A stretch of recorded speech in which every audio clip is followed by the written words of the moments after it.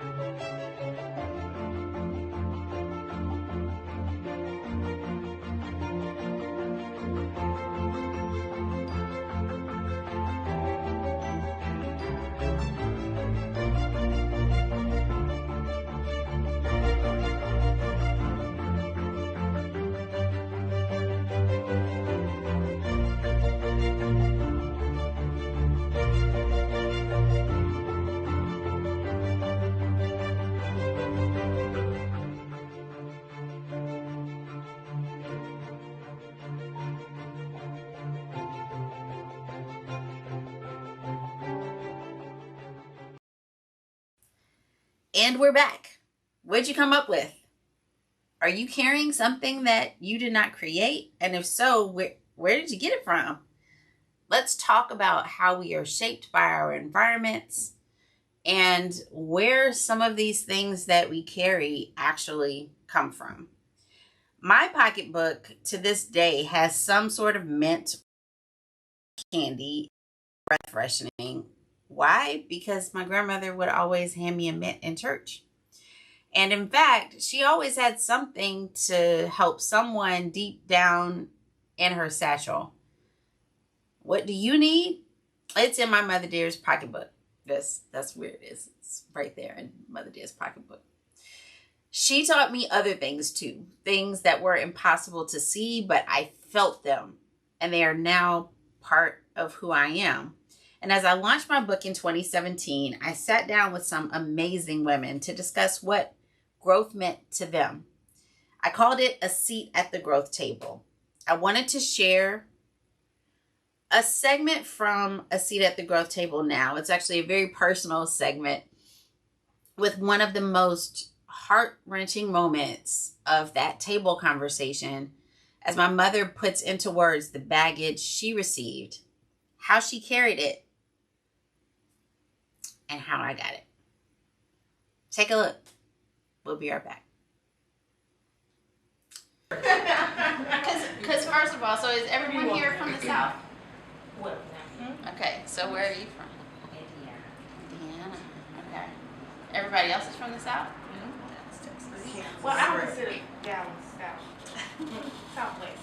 But you're from that Arkansas You place. see what I'm saying? How you live north of me and tell me I'm not South? Alabama, Mississippi, How? Georgia, that's the South. Okay. South Carolina. This is Southwest. This is Southwest. New Mexico. Okay, Right, wherever right. you were from. Wow. Is there something about the soil there, the people there, how they act, the food they eat, that still shows up in you today? Or are you totally remade? No, I'm 100%. My family is from Macon, Georgia. So every now and then that southern drawl slips out, and I try to pull it right back in. Like, no, you can't be a public speaker with that, just. And I hear it, and I'm just like, but I'm loud, and I can be, country and boisterous at times. I don't like to walk around outside with my shoes off though, because I just think that that's nasty. It's judgment. It is just it's just a little bit of judgment. It's not for me. It is not for me. But that's where my roots are from. So on a very surface level, I do carry some of those traits, southern traits. I love sweet tea, that kind of thing. When I go back to hearing stories, I was just in DC with my parents 2 or 3 weeks ago, and one of our cousins met us there at the hotel, and we were sitting downstairs in the lobby talking, and she started talking about one of our great, let's say another great uncle, who the community referred to him as prophet. And I never knew that, right? I never ever knew that. And I just went back I came in that moment to Dallas, where one of my friends literally in her phone, my name is not in her phone. The name in her phone says prop, which is short for prophetess, right? First of all, I am not a prophetess. I am not a self-proclaimed prophetess. No. And stop. Wait and see. Wait and see. And I'm gonna stop talking now. But it took me to that. It brought me back here. A thing that I never knew about somebody from my gene pool, to say like, oh wow, that thing still kind of finds its way. Okay, well that's fine. I'll be your local prophet, and I really don't. Yeah. I'll be your 2017 prophet. So, Mama, because we had strong female figures in our family, and I talk a lot about them in the book. So you are named after my great-grandmother, as far as your grandmotherly name of Mommy. Oh, yeah. So how are you like my great-grandmother, do you think? I'm not so sure I'm like I'm not so sure I'm like her. There is such a part of me. I think this whole experience is so revealing to me. I was raised in Baton Rouge. I was born in New Orleans, and I was born to, my mom was not married to a guy who was married to somebody else who had a family. In Baton Rouge in the 40s, when I was born, that was really taboo. And to grow up under that and have people know and talk about me and feel less than and not be able to do so much, it was just so different then. And I wasn't real strong, and it hurt.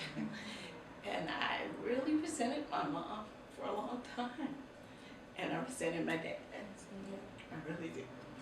But I've come a long, long way. Just the idea that Brandi is putting this out there is amazing. You're gonna make us all good on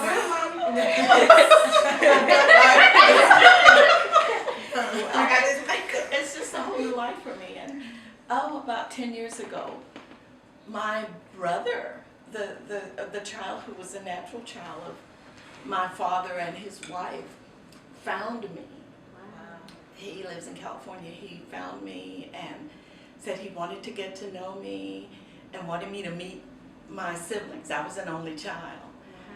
And it was life-changing to know that he knew about me, number one, that his father told him about me, which kind of made me feel good to know I was thought of in that way. Unfortunately, his sister would not meet me, hasn't accepted, but you know, who knows. But the relationship that we have has been really great. But going from feeling less than to where I am now, it's really great. And I know it's God who did it. Yeah. Because I do have worth. I'm sorry. That's what we're supposed to do, sharing. So now we know why I had to vet this book with my mama. Why we had to have some real conversations, and why I believe it's so important to share these stories, because there are people who are dealing with that even now in different ways. But understanding how that impacts you as an individual moving forward when you grew up knowing that your mom was kind of ashamed and didn't want to talk about those things with you, and for really great reason, until now we have this wonderful relationship and we talk about all of these things all the time. And it's eye-opening for me. I think it's eye-opening for you, for us to be able to discuss them. And I have a newfound respect for the strength that she brings to our family. And it was really interesting to me, and we were talking about this too, from my great-grandmother to my grandmother to my mom, the changes in education opportunities, the changes in the type of work that they did. I really encourage anyone. I have this massive family tree that I've built with all the different branches of my family, just to understand how did I get here in this way? Because if my mother was the first one to go to college in our family line, you know, I'm just number 2. And we act like we've been doing this thing for years. Like, we're supposed to act a certain way. In fact, I asked my mom, which I thought was hilarious. I was like, how did we get so freaking bougie? Where did that come from? Why are we in this place doing this conversation? Wow. Our ancestors hand us so much genetically and through lived experiences that we share. They hand us their bags to develop into the next iteration of their ancestral line. Some of their bags are small and concise. Some are sprawling and bursting at the seams. Yet all of them, every single one of them, includes the gifts and information we need to be a blessing not only to our ancestors, but to those who come behind us. Some of you are saying the baggage I inherited was so amazing that there is absolutely nothing that I need to make it better. And others are saying my baggage is filled with useless stuff. It's also filled with hurt and pain. And still others are concerned that your baggage left you at a deficit and you are still paying to get on solid footing. And to all of you, I say the exact same thing. Go deeper, elevate your gaze, and you are exactly where you need to be.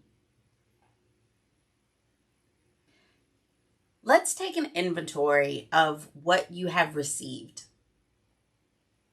What your mother, grandmother, great-grandmother, what your father, grandfather, great-grandfather has given to you. What is it exactly? Not the touchy-feely kind of what you think it is, but what does it really mean to be a part of the family that you were raised in? What did they pass on to you? What are the ways in which they lived and moved and operated that you have now adopted as your own? This feeling of less than is something that was very clear to me, not only from my mother, but from my grandmother. We carried it. We shared it. I took it and have done a lot of healing work to move forward and beyond this feeling of less than. But if I did not identify it as exactly what it was, if I didn't have the benefit of a mom who was willing to be open and share her understanding of it, I wouldn't have been able to pinpoint it and then start to identify how it showed up in my life. And so taking an inventory, a clear inventory of what you have received from those who you were around for the larger part of your life, super important. And as always, I also want you to think about what you perceive as being a positive in your life. Quite possibly someone who has told you that you are greater than everyone or better than everyone around you. What does that mean? How does it show up in your life? How do you engage with others as a result of what was shared with you? So number one, take inventory, a clear inventory of what you have received. Number two, determine what you are called to do in the world. And so many of us are thinking about what our purpose is, what we should be doing. Oh, what career should I have? How much money should I make? Where should I go and do work? But even more important than that is, what were you placed here to do? And then how can you use your gift in service, not only of the world, not only of making additional money and resources for yourself, but how can you use it in service to your family line? And determining what you've been called to do may benefit all of you, because you'll be able to take that back home and enhance your family. And so for me, it's been this quest to grow and develop and be better. And I've been able to take what I've learned, the lessons I've learned, sometimes the hard lessons that I've learned, take them back, not only to my mom, but pass them on to my daughters so that they can use them as they see fit to be able to improve backwards and forwards in our line based on the healing that I'm able to do myself. And even if your gift, the thing that you've been placed on this earth to do, isn't the thing that you will then take back to your family to help them directly in the way that I am, you still, through your healing work, will be able to effectively heal broken pieces in your family. As you heal, the rest of your line heals as well. And if nothing else, at least you're not adding anything else to their plate with your mess, right? Because you're cleaning it up and healing it up. So number 2, determine what you are called to do in this world. And take that back. Number 3, bring your gifts of healing and improvement to your ancestral line. That's what we've been placed here to do. It's definitely not all about you. It's definitely not all about them. But as a collective of all of the things that we've learned throughout our ancestry, we are able to create the next generation to actually do better and be better than we were. And that's an opportunity that all of us have through our growth and our healing work. I went to a winery. It's a Corbel winery in California. It's near the Napa Valley area. And I love champagne. I think I mentioned on a past show that my name, Brandi, is actually, it means burnt champagne. I'm sure it means other things, but literally Brandi with a Y is burnt champagne. And so I go to Corbel. I'm really interested in the winery tour and seeing and being able to try all of the different wines that they have available. And what I find out when I get there is that the family who created this wonderful wine that we drink today came from another country. And I won't say specifically what that country is. You should go to Corbel's winery and do your own research. But they came here from another country after having been put in jail. And they came here to escape the jail that they were in. They were able to break away and come to this new world and try to build a whole new life for themselves. And so they decided that they were going to work the land that they ended up arriving at, which was in California. And they were trying to figure out what to do. And they started with one industry that failed. And then they moved into another industry based on the fact that they learned that the soil that they now owned in California was good for producing grapes. And once they realized that the soil was good for producing grapes, they went for it. And the rest is history. They now have an entire line of champagnes and other types of liqueur, including a brandy, I might add, that you can go and sample, I'm sure, at your local store. Everyone has seen Corbel, the brand name Corbel. And so what was an escape from prison and an opportunity in a new land that they did not know because they came from another country, they were immigrants to the United States, became a household name, became something that we all know, but without them leaving where they were, without them coming to a new place, trying something new, trying something that did not work, and continuing to be tenacious and continuing to work at it, they wouldn't be where they are today. And so as we think sometimes about our history, and I know the history of Black people in this country, African Americans, we often find ourselves at this place of, this was hard. This was overwhelmingly terrible, what we went through. And the remnants of it, we continue to go through. But through tenacity, through continuing to persevere, through generation after generation, working to be even better than the generation that came before,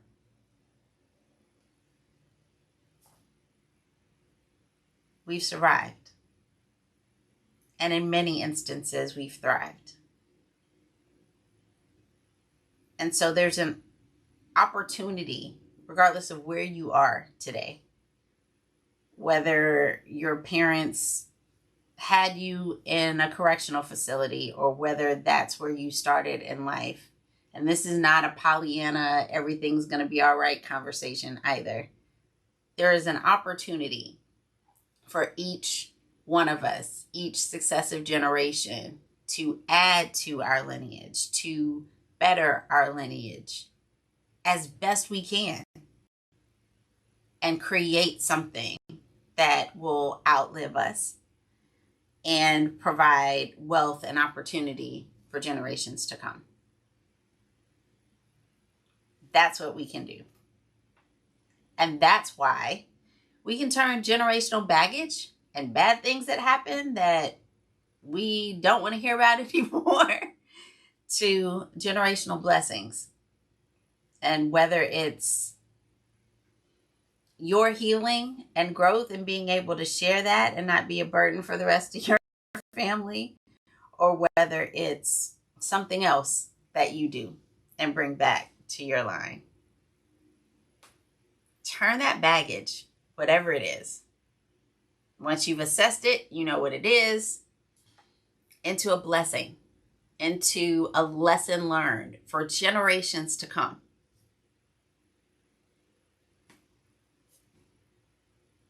My healing work has transformed the lives of my family and offered them an opportunity to develop in ways they may not have if I had not done my work. So, share your Operation Growth moment with me by tagging at Operation Growth on Instagram or using the hashtag Operation Growth Moment. I want to know how you're using all of these tips that we're sharing through the Operation Growth Show. And particularly today, how are you turning generational baggage into a generational blessing? I'd like to know because I like to share it. I like to be able to talk about it and encourage others to do exactly what you're doing as well. So here are a few growth moments I captured this past week. Let me know what you think.